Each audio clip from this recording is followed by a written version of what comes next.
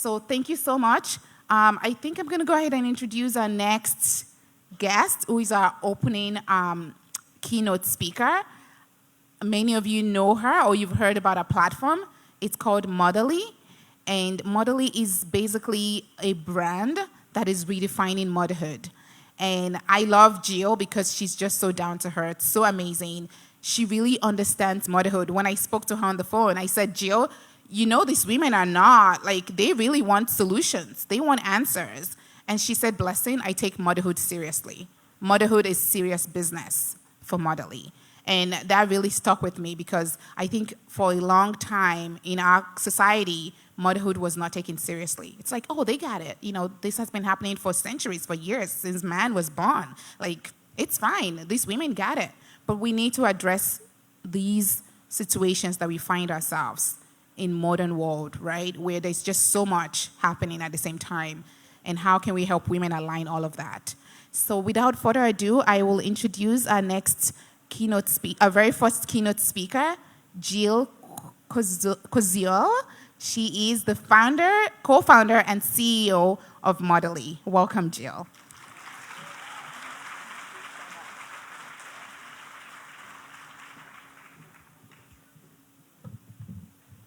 Thank you, Blessing, and thank you, Mother Honestly, for this great honor to be among so many inspiring women here today. This feeling is electric here. Can you guys feel this? Do you see what's happening here when women come together to lift each other up? It's so inspiring, and it's exactly how we change the world. I'm excited to be here today for everything that we're going to experience together. Whether you're an entrepreneur, a stay-at-home mom, or a working mom, there is something here for everyone. I mean, I've had the Glam Squad and Dry Bar already. Make sure you make use of that. There's amazing resources, opportunity to get headshots done, all of the above.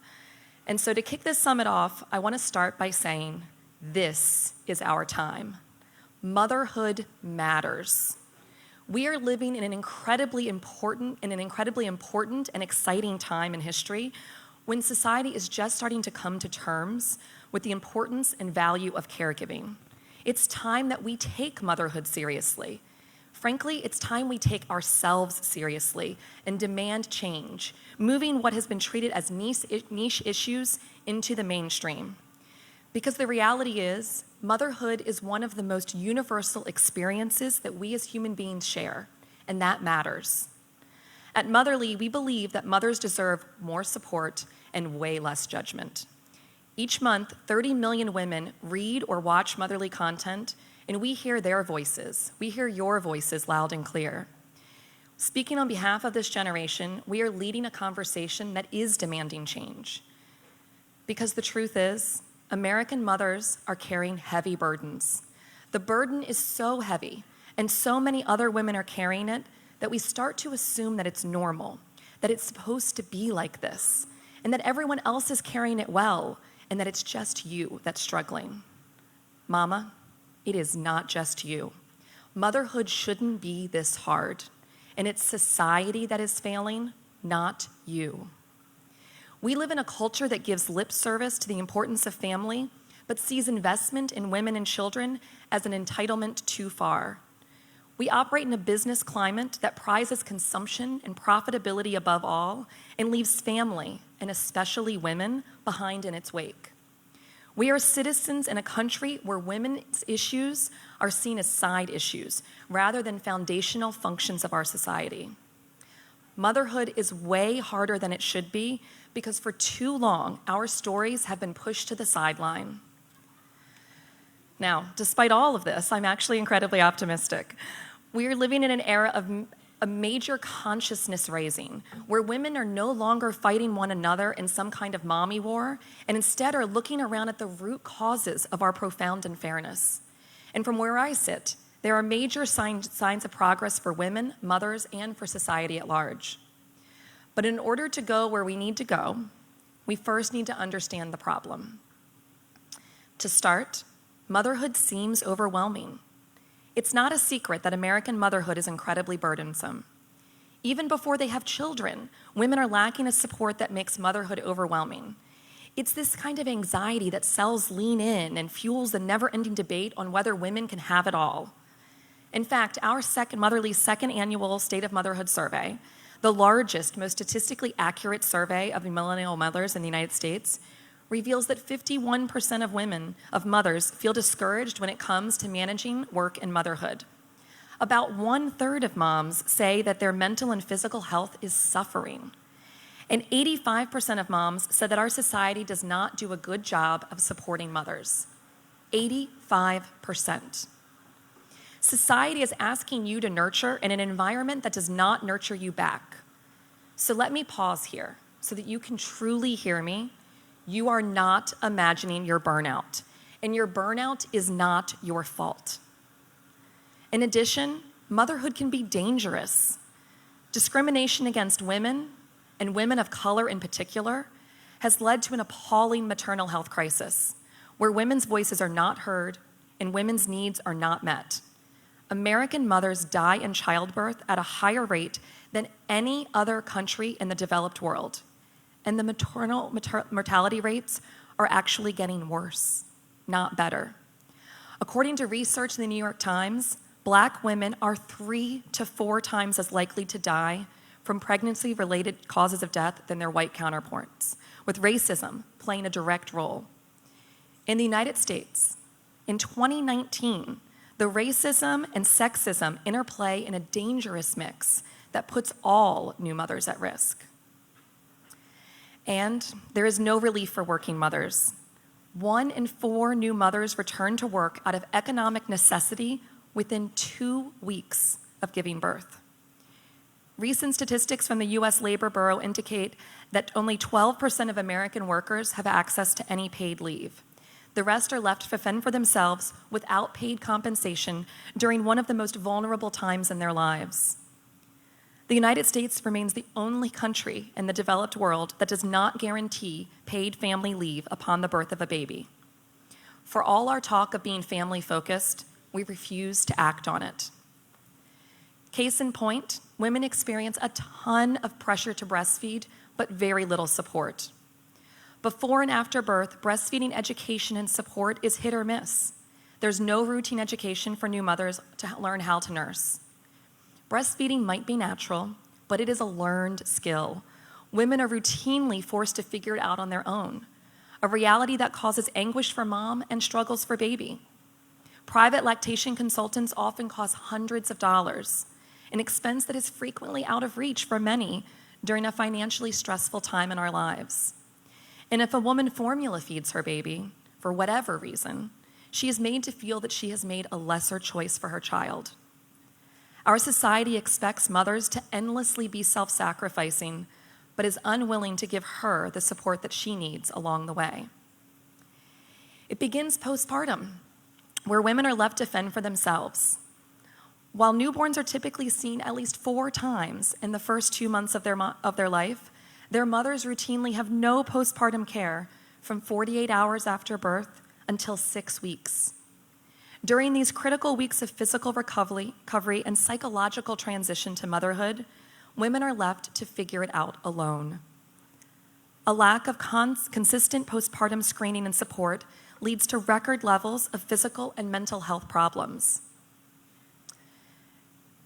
A major contributing factor is that childcare in this country is as expensive as a mortgage payment or college. The incredibly high cost of childcare puts enormous stress on families. The high cost is a leading reason that so many American women drop out of the workforce when they become moms. It's a barrier to entry for them to start a business. It's a strain on family finances. Families today pay a huge price to work, one that the federal government and the majority of employers do not support. And sadly, we have an American work culture that penalizes women. It's no secret that women face the motherhood penalty at work, which amounts to a decrease in 4% of her earnings for every child that she has. But it's an extra sting to know that men benefit from the fatherhood bonus, on average earning 6% more after their first child is born. Motherly's State of Motherhood survey revealed that the majority of women scaled back their career after the birth of a baby, while their partners often scaled up. A split that sometimes happens by choice, but other times happens by default, thanks to a lack of family paid leave, the high cost of childcare, and inflexible work environments for parents. And this is the worst part. The victims blame themselves. Research shows that American mothers largely blame themselves, experiencing waves of guilt and self-criticism for not being able to accomplish the I always say this wrong, the Herculean task, of working, raising children, and managing a household entirely on their own. But it is not our fault. As Beth Berry wrote in a motherly essay that has become our anthem, it takes a village, but there are no villages. You and I are not the problem at all. We are doing plenty. We may feel inadequate, but that's because we are on the front lines of the problem, which means we are the ones being hardest hit. We absorb the impact of a broken, still oppressive social structure so that our children won't have to.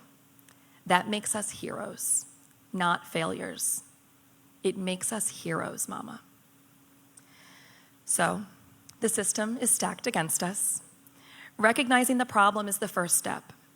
The next is identifying structural changes that can and must be made to make American society a family-friendly one. At Motherly, we are working with a number of amazing organizations like Mom Congress to declare 2020 the Year of the Mother, calling on lawmakers and employers to hear our voice, the voice of today's mother, because we deserve better. Today's mothers are better educated than any generation before, working more than ever before, and our governmental policies, corporate governance, and culture have not adjusted to provide the support that mamas need for families to thrive. So let us imagine a world as it could be, because I truly believe that this world is within our reach. Together, we can advocate for 6 critical changes to ensure progress for American families. First, it's time to address the maternal health crisis and make pregnant women safer.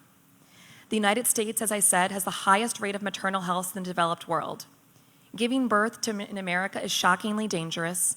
Black mothers are 3 to 4 times more likely to die, and Native Americans and Native Alaskan mothers are also dying from complications from childbirth at a disproportionate rate.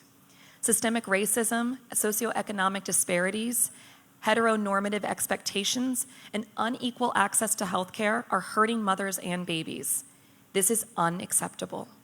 And Motherly supports the modernization of medicine standards and policies which address implicit bias among healthcare workers in clinical settings. Second, it is time for paid family leave. It is good for babies, families, and businesses, and the United States is the only member of the OECD that has not implemented paid leave on a national basis. The good news is support for paid leave is growing on both parties because it is a truly nonpartisan issue. With a groundswell of new mothers taking to the 2019 Congress and unprecedented support for paid leave emerging on the right, action at the federal level is on the horizon, and it is about time. Third, it is time for a mother's right to feed her baby when and how she wants to be recognized. We need a no-judgment feeding revolution. Breastfeeding in public in this country is legal, yet nearly every single week there is a news story about a mother being harassed for simply feeding her baby. Motherly supports the right of mothers to breastfeed and pump where and how they choose, including in the workplace. No mother should have to choose between breastfeeding and keeping her job. Motherly also recognizes the World Health Organization's recommendation that mothers exclusively breastfeed their babies for the first 6 months of life. But like the American College of OBGYNs, Motherly recognizes that a baby's mother is uniquely qualified to decide whether exclusively breastfeeding, mixed feeding, or formula feeding is optimal for her and her infant. Mothers are in charge here. And mothers should be free to choose formula if that is what they want, but also supported in nursing. Right now, mothers do not feel supported in either. Fourth, it is time to raise the standard for postpartum care and address maternal mental health. We know that mood disorders are among the most common complication of pregnancy, and we know that the majority of mothers who need help are not getting it. American suicides are not coded as maternal deaths on death certificates. But new research indicates that a growing number of pregnant and postpartum women are dying by suicide in our country. Maternal mental health has been neglected and the crisis until recently not recognized. But change is happening. In 2018, ACOG updated its recommendations calling for women to be seen at 3 weeks postpartum instead of 6. This appointment includes a full assessment of her physical, social, and psychological well-being. The American Academy of Pediatrics followed suit, calling for pediatricians to screen mothers' mental health during their babies' well visits, providing 2 essential stopgaps for women who are otherwise falling between the cracks. I know personally I would have benefited from earlier, more rigorous care after the birth of my babies, and I'm grateful that this standard will soon become normal. 5th, it is time for affordable healthcare solutions or childcare solutions. The desperate need for affordable childcare solutions has become a rallying cry for a generation of millennial parents saddled with student loan debt and an unprecedented high cost of living. The cost of childcare is increasing faster than household incomes, and parents can keep up. Parents are struggling to find care that meets their standards and are burdened not only by the financial costs, but the time it takes to investigate childcare providers. I know for me, the mental load of motherhood is very acute when it comes to finding that childcare solutions. Motherly believes that all children in America deserve access to quality, affordable preschool. And we know it's possible, as universal child care has been successful in Washington, D.C., where 90% of 4-year-olds attend full-day preschool for free. And the city's maternal workforce participation rate grew by more than 10% once that became in practice. Startups and tech companies like Snapchat and Facebook all offer subsidies and benefits to help parents offset the cost of childcare. Patagonia is another example of a company that goes even further, providing free on-site childcare for all of its employees. These cities and companies make the case that investing in families is a long-term benefit, drawing people to work in these places and companies. The cry is getting louder, but there is a lot more that needs to be done. And 6th, and finally, it's time for changes in the cultural expectations that contribute to maternal stress. Research suggests that American mothers are the most stressed out in the Western world. We are parenting under intense and incompatible cultural pressures and doing way more than our fair share of unpaid work while increasingly serving as our household breadwinners.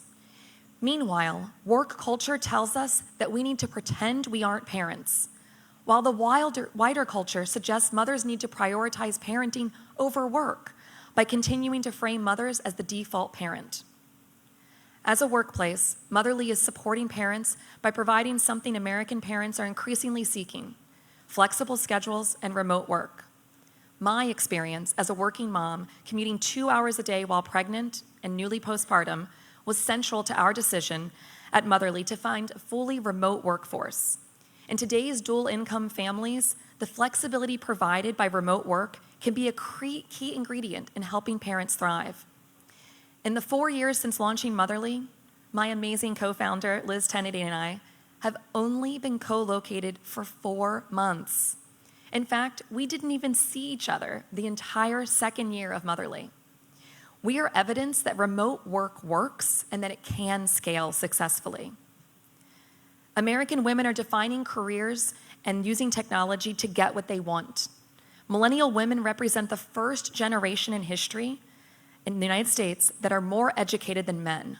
Full stop. You are the first generation in history that is more educated than your male counterparts. This is a very big deal. But when they become mothers, they find that corporate cultures are unable to keep pace with the very reasonable idea that a person should be able to thrive in her career and have a family. That's why we're seeing millennial moms embracing entrepreneurship at unprecedented levels, particularly among women of color.